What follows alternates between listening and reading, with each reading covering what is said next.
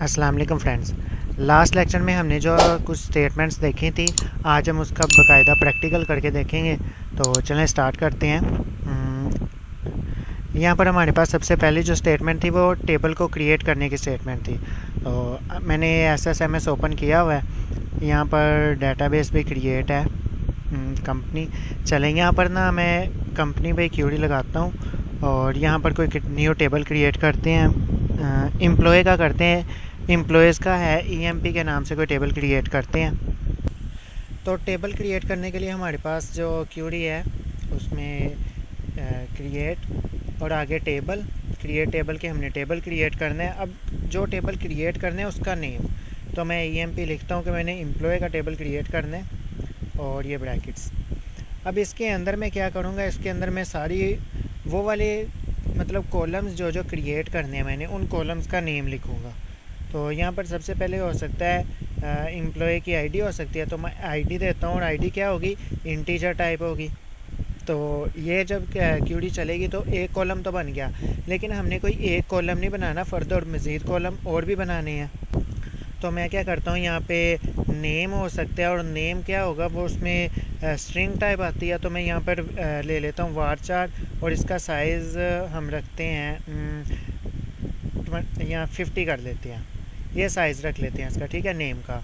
और नेम के अलावा क्या हो सकता है, नेम के अलावा यहाँ पर हमारे पास हो सकती है जॉब हो सकती है, और जॉब जो है वो भी varchar ही होगी क्योंकि उसमें स्ट्रिंग टाइप आएगी। और लास्ट लेक्चर में हम देख भी चुके हैं कि हम varchar को क्यों प्रेफर करते हैं। और इसके अलावा एम्प्लॉय की सैलरी हो सकती है और वो भी इंटीजर टाइप है, तो मैंने इंट लिख दिया कि सैलरी जो होगी वो इंटीजर टाइप होगी। इसके अलावा हमारे पास आई थिंक यही इनफ है कि हमने इतनी कॉलम क्रिएट करने हैं। तो अब हम इसको एग्जीक्यूट करते हैं। यहाँ पर मेरे पास एग्जीक्यूट, तो ये क्या हुआ, इसने ये कमांड एग्जीक्यूट कर दी है, मतलब सारी क्यूरीज जो हमने लिखी है ये कंप्लीट क्यूरी एग्जीक्यूट करके इसको चला दिया। लेकिन यहाँ पर हमारे पास वो टेबल नहीं आया, ठीक है। जो एम्प्लॉय के नाम से टेबल हमने क्रिएट किया है वो तो यहाँ पे शो ही नहीं हुआ EMP के नाम से। तो क्यों नहीं हुआ, क्योंकि ये जो पुराना हमारा डाटा था वो शो कर रहा है। अभी जब हम इसे रिफ़्रेश कर लेंगे तो हमारा वो टेबल यहाँ पे शो होने लगेगा, तो रिफ़्रेश होने में टाइम लगेगा। ये हमारा टेबल देखिए EMP ये क्रिएट हो चुका है। फ़िलहाल इसमें कोई डाटा नहीं है। अगर हम इसको देखना चाहें तो मैं एडिट टॉप 200 रोज़ करता हूँ, तो इसमें कोई डाटा नहीं है, लेकिन हमारा जो टेबल है वो क्रिएट हो चुका है, वो ये शो करवा देगा। और जो हमने कॉलम, ये 4 कॉलम क्रिएट किए हैं वो कॉलम भी शो करवा देगा। तो ये टेबल हमारा क्रिएट हो चुका है, जिस आईडी, नेम, जॉब और सैलरी हमने सिर्फ 4 कॉलम ही क्रिएट किए थे। तो इस तरह से हम टेबल क्रिएट कर सकते हैं क्रिएट क्यूरी की मदद से।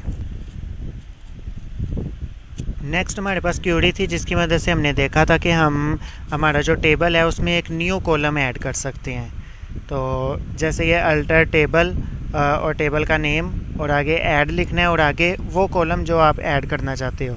तो हमारे पास जो टेबल है यहाँ पर हमारे पास आईडी, नेम, जॉब, सैलरी ये सब कुछ है। लेकिन लास्ट में हम क्या करते हैं, यहाँ पे एक डिपार्टमेंट नंबर के नाम से एक टेबल क्रिएट कर लेते हैं कि एम्प्लॉय का जो डिपार्टमेंट नंबर है वो भी यहाँ पे ऐड कर दें। तो उसके लिए हमारे पास जो कमांड है, क्यूरी है, यहाँ पर हम लिखेंगे अल्टर देन टेबल और टेबल का नेम जो कि EMP हमने किया है। अब हमने क्या करना है, हमने एक न्यू कॉलम ऐड करना है। तो ऐड और नेक्स्ट हम यहाँ पे हम क्या करेंगे, उस कॉलम का नेम जो हमने ऐड करना है, तो हमने ऐड करना है डिपार्टमेंट नंबर के नाम से। तो हमने लिखते हैं DPT नंबर, और ये किस टाइप का होगा, ये इंटीजर टाइप का होगा, तो हमने इंट लिख दिया। और अब हम इस क्यूरी को एग्जीक्यूट कर लेते हैं। जैसे ही एग्जीक्यूट होगा तो क्यूरी एग्जीक्यूट हो चुकी है, कंप्लीट सक्सीड। तो हम क्या करते हैं, हम ये जो टेबल है, यहाँ टेबल को यहीं पे क्या करते हैं, डिस्प्ले कर देते हैं, सेलेक्ट स्टैटिक फ्रॉम EMP। और ये देखिए हमारे पास जो टेबल है ID, name, job, salary and department number, मतलब डिपार्टमेंट नंबर जो भी अभी हमने रिसेंटली न्यू कॉलम ऐड किया वो भी यहाँ पे ऐड हो चुका है। नेक्स्ट हमारे पास किसी टेबल को डिलीट करने के लिए ड्रॉप की क्यूरी है। यहाँ पे कह रहा है कि ड्रॉप की क्यूरी में हम क्या करते हैं, हमने जब तमाम डाटा और डाटा के साथ साथ हमारा जो टेबल होता है उसको भी डिलीट करना होता है, ठीक है। आगे चल के हम ट्रंकेट पे देखेंगे कि हमने सिर्फ डाटा डिलीट करना हो लेकिन हमारा टेबल बना रहे, मतलब टेबल का स्ट्रक्चर भी ख़त्म ना हो, कॉलम्स भी क्रिएट रहें, लेकिन खाली जो हमारे टेबल का डाटा है वो डिलीट हो जाए, तो वो कैसे करेंगे। तो खाली डाटा डिलीट करने के लिए हमारे पास ट्रंकेट की क्यूरी है, वो नेक्स्ट देखेंगे। इससे पहले हमारे पास ड्रॉप की क्यूरी है कि हमने किस तरह से टेबल को डिलीट करना होता है, और मतलब टेबल कंप्लीट डिलीट करना होता है जिसमें डाटा भी डिलीट हो जाता है। तो इसको देखते हैं किस तरह से हम काम करते हैं। तो यहाँ पर पहले मैंने सेलेक्ट की क्यूरी लगा के दिखा देता हूँ। इसको एग्जीक्यूट करेंगे तो हमारा ये जो टेबल है ये देखें डिस्प्ले हो रहा है, ठीक है। और हम क्या करते हैं, अब ड्रॉप, और आगे हमारा क्या है, ड्रॉप के साथ हमने लिखना है अपना टेबल। तो मैं यहाँ पे टेबल लिख लेता हूँ और आगे टेबल का नेम मैंने क्या करना है, मैंने EMP मतलब एम्प्लॉय का जो हमने टेबल क्रिएट किया था इसे ड्रॉप करना चाहता हूँ। मैं इसे एग्जीक्यूट करता हूँ तो ये क्या होगा, ये कंप्लीट देखे कमांड चल चुकी है सक्सेसफुल।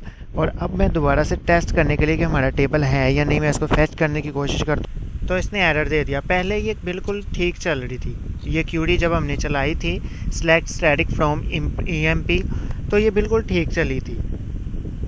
लेकिन इस बार ये नहीं चली। क्यों नहीं चली? क्योंकि हमने टेबल को ड्रॉप कर दिया, मतलब टेबल को ख़त्म कर दिया।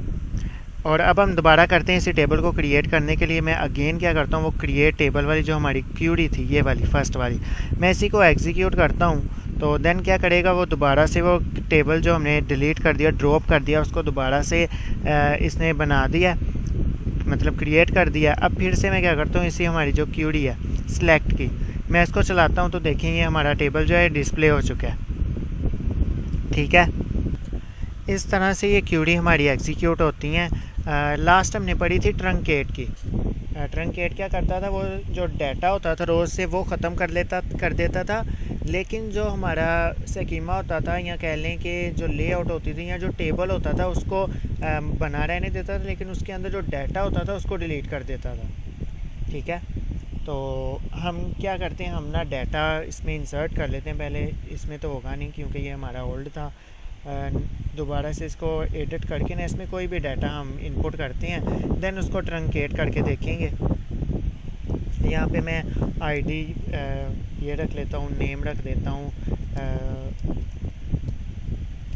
और जॉब कह देते हैं मैनेजर, और सैलरी कुछ भी। और इसी को मैं इतना ही एक ही रो जो है वो रख के इसको सेव करता हूँ। देन इसे क्लोज करके यहाँ पे हम क्या करते हैं, ये जो हमारा डाटा है ना इसको डिस्प्ले कर लेते हैं। मतलब एक ही कॉलम है, सॉरी एक ही रो है, इसको डिस्प्ले कर दिया। करने के बाद ड्रॉप तो हमने देख लिया था, लेकिन हमारी जो क्यूरी ट्रंकेट है वो लगा के देखते हैं। ट्रंकेट टेबल और EMP। अब इसको एग्जीक्यूट करते हैं। देन दोबारा से क्या करते हैं, अब हमारा जो टेबल था जिसके अंदर हमने डाटा इंसर्ट किया हुआ था EMP का, जिसमें अभी हमने डाटा इंसर्ट किया, इसको दोबारा से डिस्प्ले करके देखते हैं। इसको मैं एग्जीक्यूट करता हूँ। देखें वो जो डाटा था वो ख़त्म हो गया, ठीक है। हमने जो डाटा मतलब रिकॉर्ड जो हमने इनपुट किया था वो डाटा सारा ख़त्म हो गया, लेकिन टेबल मौजूद है। तो ट्रंकेट और डिलीट ड्रॉप में यही डिफरेंस है कि हम ट्रंकेट जब करते हैं तो उसमें क्या होता है, जो डाटा होता है वो ख़त्म हो जाता है, लेकिन टेबल हमारा रहता है। लेकिन जब हम इस बार ड्रॉप की क्यूरी को दोबारा मैं एग्जीक्यूट करके दिखाता हूँ, तो जैसे ये चलाएंगे, अब ये क्या हुआ, इसने जो टेबल था वो भी ख़त्म कर दिया। डाटा तो ख़त्म किया, लेकिन उसके साथ साथ टेबल भी ख़त्म कर दिया।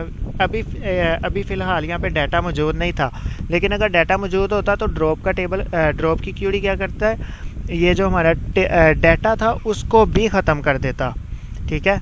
मैं इसको अब एग्जीक्यूट करके देखता हूँ। तो इस बार ये एरर जनरेट करेगी, क्योंकि वो कह रहा है कि इनवैलिड ऑब्जेक्ट नेम EMP। उसको EMP का पता ही नहीं लग रहा कि ये है क्या चीज़। तो ये लास्ट लेक्चर में हमने ये क्यूरीज सारी देखी थी, तो अब इनका प्रैक्टिकल करके देख लिया। तो इस लेक्चर में इतना ही, मिलते हैं नेक्स्ट लेक्चर में। अल्लाह हाफिज़।